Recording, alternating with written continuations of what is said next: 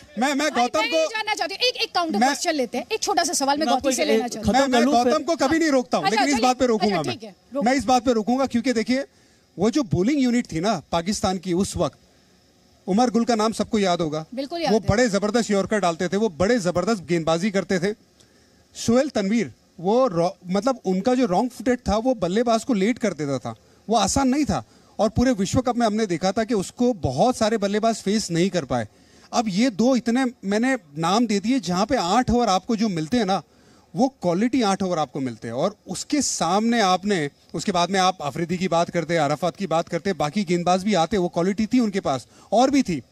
लेकिन ये 8 ओवर को निगेट करना, वो पसीने छूटते थे पूरे विश्व कप में बाकी टीमों के सारे बल्लेबाजों के। उसके सामने गेम को सेटअप करके दिया गौतम गंभीर ने। इसीलिए मैं ऑन एयर बार बार बोलता हूं कि अगर वो मैच में मैन ऑफ द मैच कोई डिजर्व करता था तो वो था गौतम गंभीर। उसके अलावा भी गौतम का बहुत जबरदस्त करियर रहा है। एंड मैं तो ये मानता हूं 2 भारत के ऐसे कप्तान थे जो लंबा कप्तानी नहीं कर पाए, बट वो वन ऑफ द बेस्ट होते थे अगर उन्हें ज्यादा मौका मिलता। एक गौतम गंभीर, दूसरे अनिल कुंबले। और ये मैं बिल्कुल इस बात पे बिलीव करता हूं क्योंकि उस तरीके के उनकी स्किल्स थी। मैन मैनेजमेंट जबरदस्त। एक कदम आगे सोचना बाकी टीम से, वो हमने केकेआर में देखा था इनको, बहुत साल देखा जब तक केकेआर में थे। केकेआर कहाँ पे थी, एक बार नहीं 2 बार चैंपियन बनाया, उसके अलावा भारत की कप्तानी की। और दूसरी बात, and this is from my every word, ये जो मैं अल्फाज बोल रहा हूँ ये सारे दिल से हैं और सच है, बहुत प्योर हार्ट है बंदे का। और मुझे लगता है किसी भी लीडर को वो दिल बहुत साफ होना बेहद जरूरी है। तो एब्सोल्युटली, और इसी वजह से मुझे लगता है कि ये बंदा भारत की अगर कप्तानी करता और ज्यादा मौके मिलते तो आई थिंक ये इंडिया का सबसे सक्सेसफुल कप्तान होता, मुझे उसमें कोई दो राय नहीं है। Wow. I think he's been very modern. In fact, he should not be giving that much of credit. एक चीज मैं जनरली देखना चाहूंगा और बदलते हुए भी देखना चाहूंगा कि, और ये मैंने अपने इंटरव्यू में पहले बोला भी है, इनफैक्ट अभी पीछे भी थोड़े दिन पहले जब इंटरव्यू दिया था बोला था, Irfan will agree with me on this, कि हम 1983 की जब बात करते हैं तो हम कपिल देव की बात करते हैं, हम 2007 की बात करते हैं तो हम MS की बात करते हैं, हम 2011 की बात करते हैं तो MS की बात करते हैं। I think India needs to stop doing hero worship. Hindustan जीता है, एक कप्तान नहीं जीता, हिंदुस्तान जीता। एब्सोल्युटली। अगर 2007 का वर्ल्ड कप जीते हैं तो इरफान पठान जीता है, गौतम गंभीर जीता है, पूरा हिंदुस्तान जीता है। सिर्फ 1 या 2 खिलाड़ी नहीं जीते, 140 करोड़ भारतीय जीते हैं।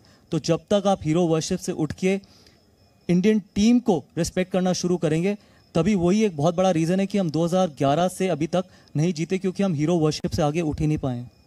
इरफान, बिल्कुल सहमत हूँ गौतम से कि जितनी जो टीम रहती है हमारी, अगर अच्छी टीम नहीं की तो फिर कप्तान कितना भी अच्छा है कोई फर्क नहीं पड़ता। तो अगर ऐसा होता तो हमारे जो बहुत बहुत सक्सेसफुल कप्तान हैं, क्या वो जिम्बाब्वे को कप्तान नहीं करते तो क्या जिम्बाब्वे सक्सेसफुल होता? नहीं होता, राइट। क्योंकि वो टीम बनाती है सक्सेसफुल, जो जिस तरह से लड़के खेलते हैं। लेकिन T20 क्रिकेट में मुझे लगता है कि कप्तान का रोल रहता है, कप्तान किस तरह से चलाता है। और कप्तान का रोल मतलब मुझे ये लगता है कि जो चीज़ें बाहर नज़र नहीं आती, जो फैंस को नज़र नहीं आती, लोगों को नज़र नहीं आती है, उसमें उसका बहुत बड़ा रोल रहता है। तो वहाँ पे आपको वो रोल अदा करना सही से, पूरी ईमानदारी से बेहद ज़रूरी है, क्योंकि बहुत सारे चैलेंजेस हैं और इतने सारे चैलेंजेस हैं। अगर आप छोड़ देंगे कि भाई, कई ऐसे कप्तानों के अंदर भी खेला हूं कि जो बॉल को छोड़ देते थे, वो चाहते थे कि वो उस चीज़ में ना गिरे, जैसे चल रही है चीज़ें वैसे चलती जाए। तो इसीलिए मेरा मानना है कि किसी भी लीडर को दिल का अच्छा होना बड़ा ज़रूरी है। मैं ये नहीं बोल रहा कि वो दिल के अच्छे नहीं थे जो कप्तान थे, बिल्कुल अच्छे थे। लेकिन जिस तरह से ये बंदे का हार्ट है, जिस तरह से अनिल कुंबले ने, सबको पता है 2007 में 7-8 में क्या हुआ था ऑस्ट्रेलिया में, वो जिस तरह से उन्होंने वो मैनेज किया था, जो पूरा जो मंकी गेट जो हम बात करते हैं, बिल्कुल राइट, मरहूम जो प्लेयर थे ऑस्ट्रेलिया के जो गुजर गए, वो सारी चीज़ें हुई थी वहाँ पे, वो मैनेज किया था अनिल कुंबले ने। वो उनकी वहाँ पे लीडरशिप थी। तो वो बात नहीं होती कि उसके बाद हमने पर्थ में टेस्ट मैच जीता था, वहाँ पे हम टेस्ट मंकी गेट बात करते हैं लोग, जो हम क्रिकेटर बात करते हैं, किया था किस तरह से अनिल कुंबले ने, हम अनिल भाई उन्हें प्यार से बुलाते, किस तरह से मैनेज किया था वो पूरी ट्रबल जो थी ऑफ द फील्ड। क्योंकि हमारा बाहर जाना मुश्किल था, हम होटल के कमरे के बाहर नहीं जा सकते थे, हम खाना खाने नहीं जा सकते थे, कैमरा लगातार होता था, लोकल मीडिया वहाँ पे होती थी, कभी भी कोई भी आके माइक हमें हमारे मुंह के सामने रखता था, हमें बाकायदा रूम में रहने को बोला जाता था। लेकिन वो जो पूरा वक्त था एक हफ्ते का, वो जिस तरह से अनिल भाई ने मैनेज किया, जिस तरह से उसके बाद हमने वापस आके अच्छा क्रिकेट खेला, ये लीडरशिप क्वालिटी होती है। सिर्फ यही नहीं है कि भाई आप आए और मैच जीते और चले गए, बहुत सारी चीज़ें होती है जहाँ पे इन्वॉल्वमेंट होता है, उसमें फिर लीडर का हाथ होता है बहुत बड़ा। गौतम, क्योंकि हम यहाँ पर लीडरशिप की बात कर रहे हैं, कोच का रोल क्या है अब क्रिकेट में? आप कैसे डिफाइन करेंगे कोच का रोल? और इंडियन क्रिकेट में हमने ये भी देखा कि फॉरेन कोचेज आए, फिर हमने ये भी देखा कि अब जो इंडियन कोचेज हैं, they are also doing the job. अगर मेरा बिल्कुल जेन्युइन ओपिनियन सुनना चाहेंगे तो मुझे लगता है कि थैंक गॉड कि हम ये जो फॉरेन कोचेज हैं इनसे आगे बढ़ें, क्योंकि इसमें कोई दो राय नहीं है कि हिंदुस्तान में या हिंदुस्तान में इतने बेहतर कोचेज हैं कि हमारे को फॉरेन की तरफ देखने की ज़रूरत नहीं है। और ये आपको एक और हेडलाइन मिलेगी, शायद आप ये चलाएंगे भी, कि फॉरेन कोचेज सिर्फ इंडिया में पैसे कमाने आते हैं, उनके कोई इमोशंस नहीं है किसी टीम के साथ। अगर कोई टीम अब इमोशनल, कोई खिलाड़ी अगर इमोशनल हो सकता है इंडियन क्रिकेट के लिए, तो वो सिर्फ इंडियन खिलाड़ी ही इमोशनल हो सकता है, बाकी सब प्रोफेशनल होते हैं, आते हैं, काम करते हैं और चले जाते हैं। तो आई एम सो हैप्पी कि राहुल द्रविड़ कोच बने, एंड आई होप, इससे पहले अनिल कुंबले कोच थे, एंड आई होप फिर रवि शास्त्री, की इनके बाद जो भी हो तो एक इंडियन कोच ही हो, क्योंकि जो मैं या इरफान या हम जो इंडिया के लिए खेले हैं वो अपनी टीम के बारे में फील कर सकते हैं, दुनिया का कोई और कोच वो फील नहीं कर सकता इंडियन क्रिकेट के बारे में। तो गौतम गंभीर को मैं कोचिंग करते हुए देखूंगी? क्या क्या करते हुए देखोगे? बताओ। लोग मुझे एवं ही बिना बात के ऑलराउंडर कहते हैं, असली ऑलराउंडर तो ये बैठे मेरे बगल में। That is well said। अच्छा, तो अभी आपने क्योंकि जिक्र किया है, आप कोचिंग करना चाहते हैं? आपको तो ऑफर भी, आपने तो जेएन के, मैं आपको बताऊं, हाँ। इरफान ने जैसे मेरे बारे में बोला है ना कि I would have been the most successful captain, but genuinely, and nothing because Irfan ने मेरी तारीफ करी है।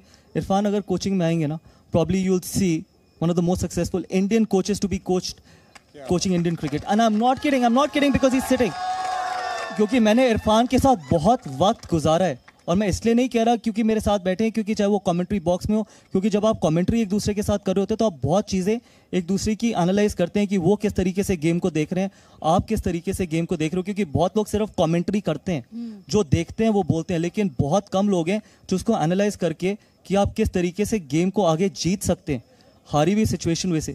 तो इरफान, आई होप कि कोचिंग मैं डेफिनेटली चाहता हूँ, बिकॉज इनफैक्ट हमारी बात भी हुई थी कि जो इमोशन, बैटिंग कोच नहीं, मैं कोई बैटिंग कोई बैटिंग कोच नहीं, कोई कोच नहीं, इरफान को आना चाहिए, बिकॉज आपको ऐसे लोग चाहिए।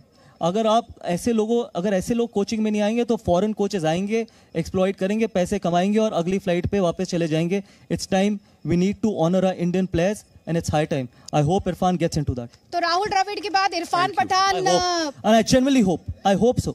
Matlab fingers crossed. I hope if he gets that job, I'll be probably the happiest person in this country. Wow. So kind of you, Gautam. Thank you so much, यार। लेकिन इरफान, यहाँ पे गौतम उससे अग्री करेंगे, और गौतम ने तो देखा है ना जब आप टीम के साथ ट्रैवल करते थे, तो मेरे ख्याल से जो कोच का जॉब है वो भी काफी ग्लैमरस हो जाएगा। मुझे लगता है इंडियन क्रिकेट में पहली बार गौती ऐसा हो रहा होगा कि इंडियन क्रिकेटर्स के पीछे तो फीमेल फैन फॉलोइंग होती भी है, यहाँ तो कोच की भी बड़ी जबरदस्त फीमेल फैन फॉलोइंग होगी। क्यों, गलत कह रही हूँ क्या मैं? नहीं, लेकिन साथ में क्रिटिसिज्म भी बहुत होगा, अगर नहीं जिताया तो फैन फॉलोइंग खत्म भी हो सकती है।